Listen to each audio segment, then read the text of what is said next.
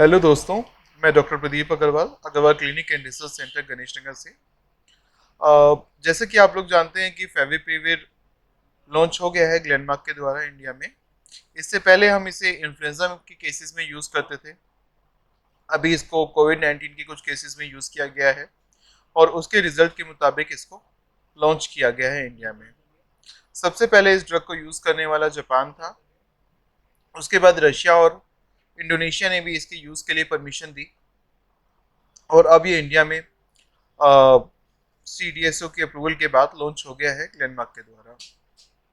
इसकी टैबलेट 103 रुपए की पर टैबलेट पड़ती है। आज इसी के बारे में मैं कुछ इन्फॉर्मेशन आपके बारे में बताऊंगा। तो शुरू करते हैं सबसे पहले कि किस पेशेंट में इसको हमने देना है, किसको नहीं देना। सबसे पहले ये उन पेशेंट्स के लिए है जो माइल्ड टू मॉडरेट कैटेगरी में आते हैं। अगर सीवियर कंडीशन में है तो रेमडेसिविर रिकमेंडेड है। अगर patient mild to moderate condition में है या पेशेंट फीवर होने के विद इन 7 डेज डॉक्टर के पास आता है तो we can start with this.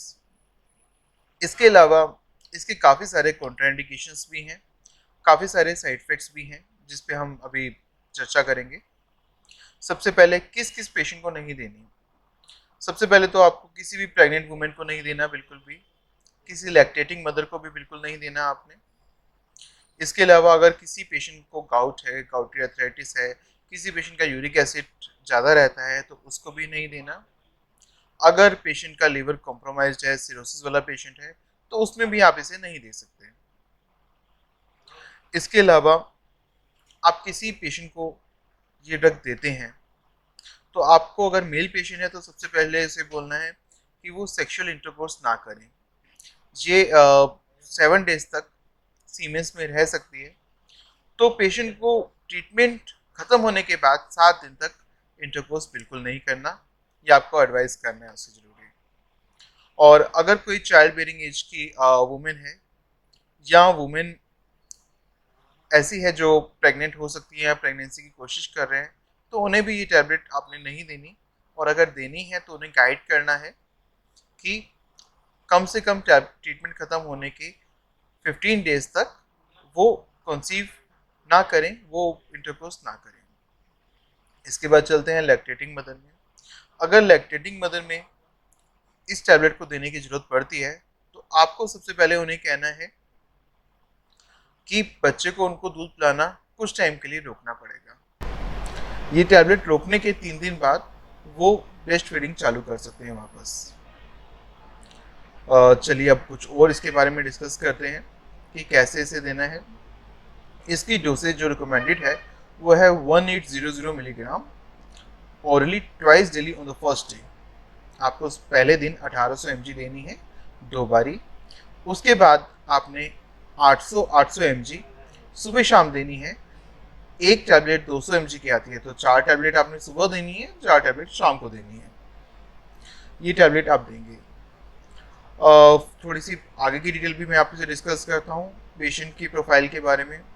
अगर पेशेंट का ऑक्सीजन लेवल SpO2 93 से कम है तो आप इसे नहीं देंगे।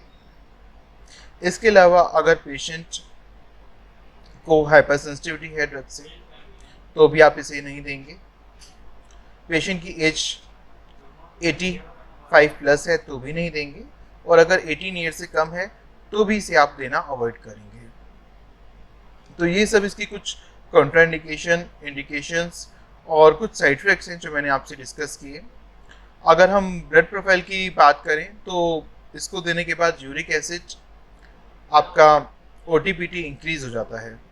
तो उस कंडीशन में आपको देखना है कि पेशेंट लीवर का पेशेंट ना हो, कोई यूरिक एसिड जिसका इंक्रीज रहता हो ऐसा कोई पेशेंट ना हो। चलिए हम आगे चलते हैं कि किस ड्रग के साथ इसको हम नहीं दे सकते हैं। देखिए बेसिकली ज़्यादा ड्रग से इसका इंट्रैक्शन नहीं है। आपको इसे थियोफाइलिन के साथ नहीं देना, आपको इसको फेमसाइक्लोवीर के साथ नहीं देना। इसके अलावा नॉर्मल एंटीबायोटिक के साथ इसे प्रिस्क्राइब कर सकते हैं, उसमें कोई दिक्कत वाली बात नहीं है ऐसी।